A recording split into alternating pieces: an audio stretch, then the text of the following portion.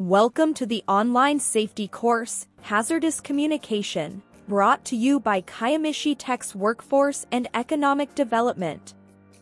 In this video we will cover Hazardous Communication Standards, 7 major elements to hazard communication, employer responsibilities, how hazardous communication works, how to read an SDS sheet, label meanings.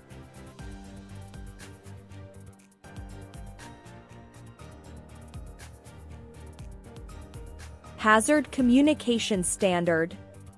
In order to ensure chemical safety in the workplace, information about the identities and hazards of the chemicals must be available and understandable to workers. OSHA's Hazard Communication Standard, HCS, requires the development and dissemination of such information. Chemical manufacturers and importers are required to evaluate the hazards of the chemicals they produce or import, and prepare labels and safety data sheets to convey the hazard information to their downstream customers. All employers with hazardous chemicals in their workplaces must have labels and safety data sheets for their exposed workers, and train them to handle the chemicals appropriately. Major changes to the Hazard Communication Standard. Hazard Classification provides specific criteria for classification of health and physical hazards, as well as classification of mixtures. Labels. Chemical manufacturers and importers will be required to provide a label that includes a harmonized signal word, pictogram, and hazard statement for each hazard class and category. Precautionary statements must also be provided. Safety data sheets will now have a specified 16-section format. Information and training. Employers are required to train workers on the new labels, elements, and safety data sheets format to facilitate recognition and understanding. 7 major elements to hazard communication. Safety data sheets. SDSs should contain a detailed description of each hazardous material listed in the workplace materials inventory. The data sheets are required to contain 16 sections, 4 of which are non-mandatory, and OSHA mandates that they should include information such as the properties of each chemical, the physical and health hazards posed by the chemical, environmental health hazards, protective measures, and safety precautions for handling, storing, and transporting the chemical. Safety data sheets must be available for all of the hazardous materials present in a work area, and the information provided in them should be helpful to anyone who needs to get it quickly. It must also be easily accessible. Labels. All containers of hazardous materials must have labels that identify the material and warn of its potential hazards. The HazCom standard requires all hazardous materials to be labeled on the container itself, the batch ticket, placard, or the process sheets. The only exception is the use of portable containers for the immediate use of the employee who performs the transfer of the chemicals. Hazardous chemical containers are required to have a label that includes product name, signal word, danger, or warning, hazard statement for each hazard class and category, pictograms, precautionary statement describing safe handling procedures, and name and telephone number of the responsible party. There are different formats of labeling, and the National Fire Protection Association, NFPA, Diamond System and Hazardous Materials Information System, HMIS, are both acceptable.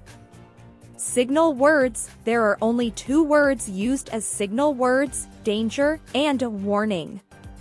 Within a specific hazard class, danger is used for the more severe hazards and warning is used for the less severe hazards. Hazard statements describe the nature of the hazards of a chemical, including, where appropriate, the degree of hazard. For example, causes damage to kidneys through prolonged or repeated exposure when absorbed through the skin. All of the applicable hazard statements must appear on the label. Precautionary statements means a phrase that describes recommended measures that should be taken to minimize or prevent adverse effects resulting from exposure to a hazardous chemical or improper storage or handling. Pictograms is a graphic image included in a product label to immediately show and warn users of a hazardous product, of the type of hazard present. Training: all employees must be trained to identify and work safely with hazardous materials. The training should cover the HAZCOM standard requirements, the location of chemicals in the workplace, and a written program that includes SDSs and lists of hazardous chemicals present in the work environment. Workers need to learn how to read safety data sheets and should develop the habit of reading the SDS before working with any hazardous materials. They should also know how to act in unsafe and unplanned situations where they might be exposed to dangerous chemicals. Regular refreshers and drills could help with the goal of keeping information fresh in people's minds. In addition, including human factors training in the company's safety program can improve safety communication and prevent chemical-related incidents. Human factors such as rushing and fatigue cause a significant number of errors that can lead to injuries, spills, mislabeling of chemicals, and other serious incidents. Human factors training teaches employees how to recognize and address states of mind that negatively affect their safety and performance, and helps them become more mindful around workplace hazards.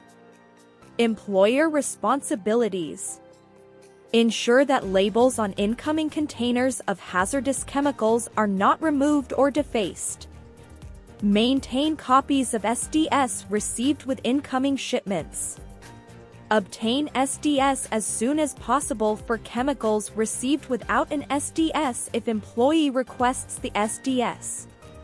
Ensure that SDS are readily accessible during each work shift to employees when they are in their work areas. Ensure that each container of hazardous chemicals in the workplace is labeled, tagged, or marked properly. Ensure that employees are provided information and training to the extent necessary to protect them in the event of a spill or leak of a hazardous chemical from a sealed container.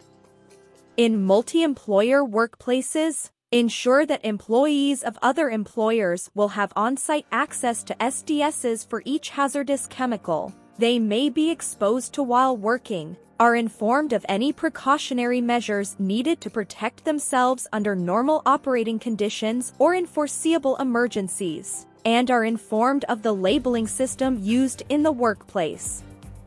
Develop, implement, and maintain a written hazard communication program.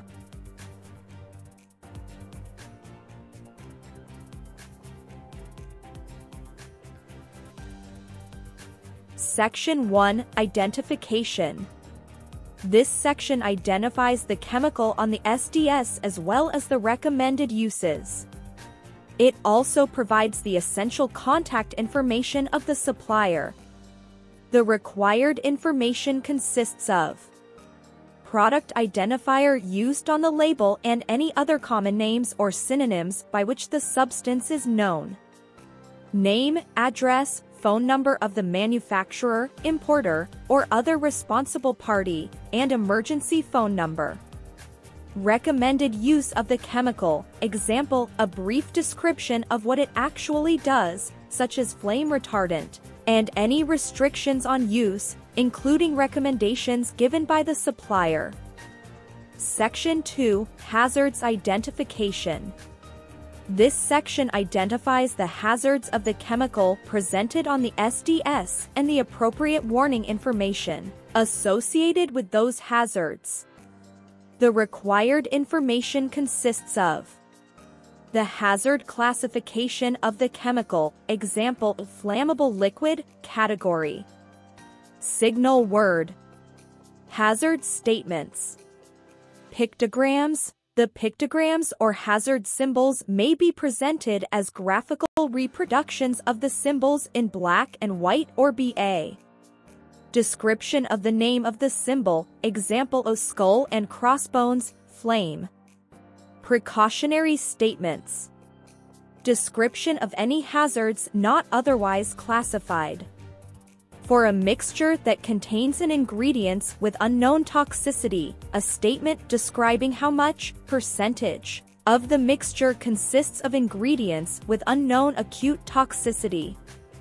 Please note that this is a total percentage of the mixture and not tied to the individual ingredients. Section 3. Composition/information on ingredients. This section identifies the ingredients contained in the product indicated on the SDS, including impurities and stabilizing additives. This section includes information on substances, mixtures, and all chemicals where a trade secret is claimed. The required information consists of substances, chemical name, common name and synonyms, chemical abstract service (CAS) number and other unique identifiers, impurities and stabilizing additives, which are themselves classified and which contribute to the classification of the chemical. Mixtures. Same information required for substances. The chemical name and concentration, i.e., exact percentage of all ingredients which are classified as health hazards and are degree present above their cutoff/concentration limits or degree present a health risk below the cutoff/concentration limits. The concentration, exact percentages of each ingredient must be specified except concentration ranges may be used in the following situations. Degree a trade secret claim is made. Degree there is batch-to-batch variation, or degree the SDS is used for a group of substantially similar mixtures. Chemicals where a trade secret is claimed. A statement that the specific chemical identity and/or exact percentage, concentration, of composition has been withheld as a trade secret is required. Section 4. First aid measures. This section describes the initial care that should be given by untrained responders to an individual who has been exposed to the chemical. The required information consists of necessary first aid instructions by relevant routes of exposure, inhalation, skin and eye contact, and ingestion. Description of the most important symptoms or effects, and any symptoms that are acute or delayed. Recommendations for immediate medical care and special treatment needed when necessary. Section 5. Firefighting measures. This section provides recommendations for fighting a fire caused by the chemical. The required information consists of recommendations of suitable extinguishing equipment, and information about extinguishing equipment that is not appropriate for a particular situation. Advice on specific hazards that develop from the chemical during the fire, such as any hazardous combustion products created when the chemical burns. Recommendations on special protective equipment or precautions for firefighters. Section 6. Accidental release measures. This section provides recommendations on the appropriate response to spills, leaks, or releases, including containment and cleanup practices to prevent or minimize exposure to people, properties, or the environment. It may also include recommendations distinguishing between responses for large and small spills where the spill volume has a significant impact on the hazard. The required information may consist of recommendations for use of personal precautions, such as removal of ignition sources or providing sufficient ventilation, and protective equipment to prevent the contamination of skin, eyes, and clothing. Emergency procedures, including instructions for evacuations, consulting experts when needed, and appropriate protective clothing. Methods and materials used for containment, example, covering the drains and capping procedures. Cleanup procedures, example, appropriate techniques for neutralization, decontamination, cleaning or vacuuming, adsorbent materials, and/or equipment required for containment/cleanup. Section 7, Handling and Storage. This section provides guidance on the safe handling practices and conditions for safe storage of chemicals. The required information consists of precautions for safe handling, including recommendations for handling incompatible chemicals, minimizing the release of the chemical into the environment, and providing advice on general hygiene practices, example, eating, drinking, and smoking in work areas is prohibited. Recommendations on the conditions for safe storage, including any incompatibilities. Provide advice on specific storage requirements, example of ventilation requirements. Section 8, Exposure Controls/Personal Protection. This section indicates the exposure limits, engineering controls, and personal protective measures that can be used to minimize worker exposure.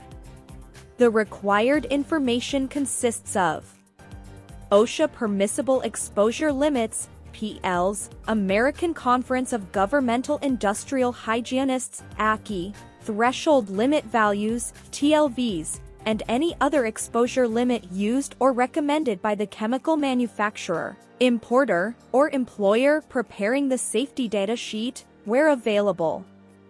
Appropriate engineering controls, example, use local exhaust ventilation, or use only in an enclosed system. Recommendations for personal protective measures to prevent illness or injury from exposure to chemicals, such as personal protective equipment, PPE, example, appropriate types of eye, face, skin or respiratory protection needed based on hazards and potential exposure. Any special requirements for PPE, protective clothing or respirators, example, type of glove material, such as PVC or nitrile rubber gloves, and breakthrough time of the glove material. Section 9, Physical and Chemical Properties. This section identifies physical and chemical properties associated with the substance or mixture. The minimum required information consists of appearance, physical state, color, etc. Upper/lower flammability or explosive limits. Odor, vapor pressure, odor threshold, vapor density, pH, relative density, melting point/freezing point, solubility, initial boiling point and boiling range, partition coefficient and octanol/water, flash point, auto-ignition temperature, evaporation rate, decomposition temperature, and flammability, solid, gas. Viscosity. The SDS may not contain every item on the above list because information may not be relevant or is not available.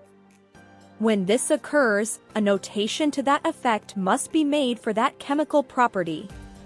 Manufacturers may also add other relevant properties, such as the Dust Deflagration Index for combustible dust, used to evaluate a dust's explosive potential.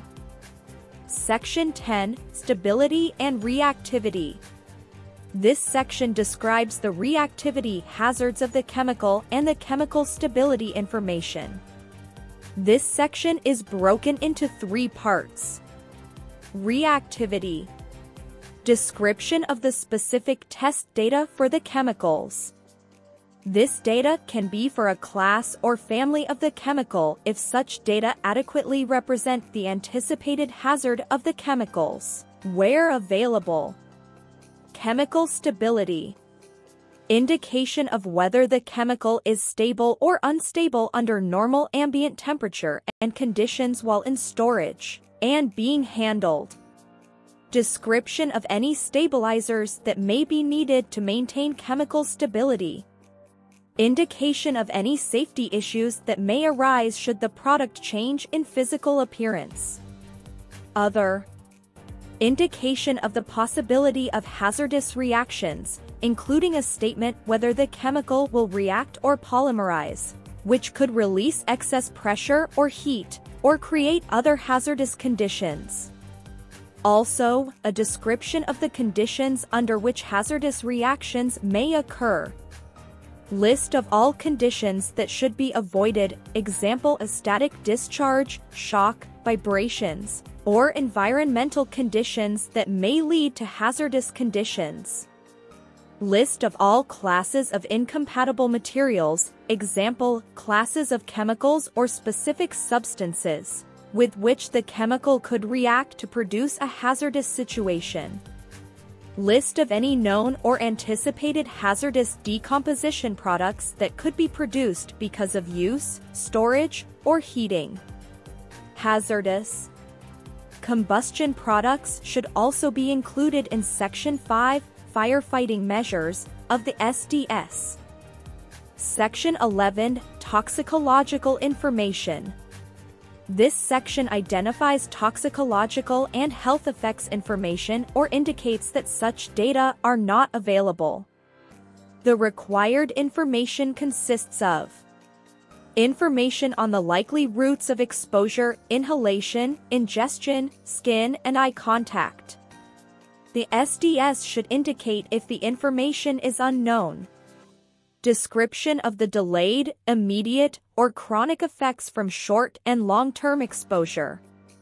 The numerical measures of toxicity, example, acute toxicity estimates such as the LD50 median lethal dose, the estimated amount of a substance expected to kill 50% of test animals in a single dose.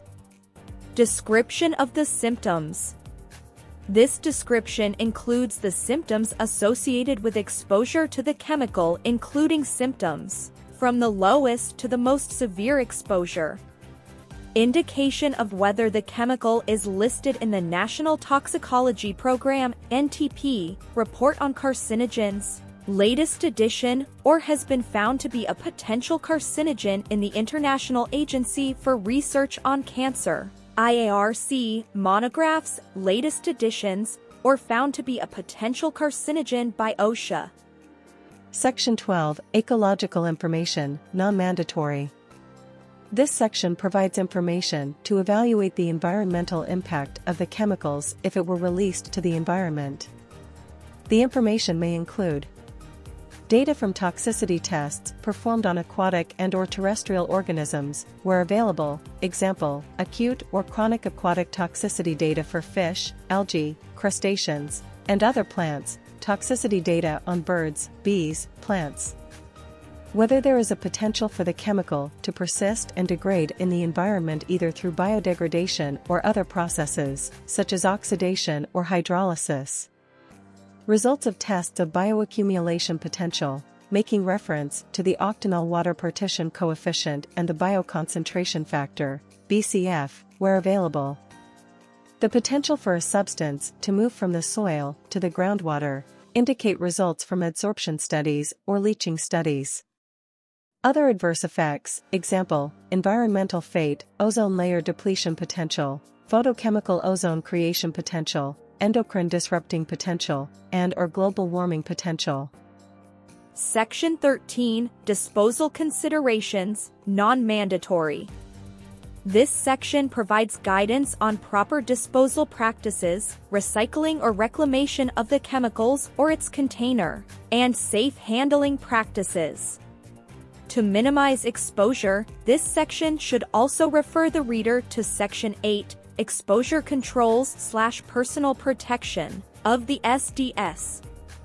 The information may include description of appropriate disposal containers to use, recommendations of appropriate disposal methods to employ, Description of the physical and chemical properties that may affect disposal activities.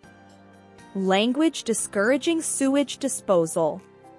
Any special precautions for landfills or incineration activities. Section 14, Transport Information, Non-Mandatory. This section provides guidance on classification information for shipping and transporting of hazardous chemicals by road, air, rail, or sea. The information may include UN number, i.e., four-figure identification number of the substance. UN proper shipping name. Transport hazard class. Packing group number, if applicable, based on the degree of hazard. Environmental hazards, example, identify if it is a marine pollutant according to the International Maritime Dangerous Goods Code. Any special precautions which an employee should be aware of or needs to comply with, in connection with transport or conveyance either within or outside their premises, indicate when information is not available. Section 15, Regulatory Information, Non-Mandatory. This section identifies the safety, health, and environmental regulations specific for the product that is not indicated anywhere else on the SDS. The information may include any national and/or regional regulatory information of the chemical or mixtures, including any OSHA, Department of Transportation, Environmental Protection Agency, or Consumer Product Safety Commission regulations. Section 16, Other Information. This section indicates when the SDS was prepared or when the last known revision was made. The SDS may also state where the changes have been made to the previous version. You may wish to contact the supplier for an explanation of the changes. Other useful information also may be included here. The Hazard Communication Standard, HCS, requires pictograms on labels to alert users of the chemical hazards to which they may be exposed.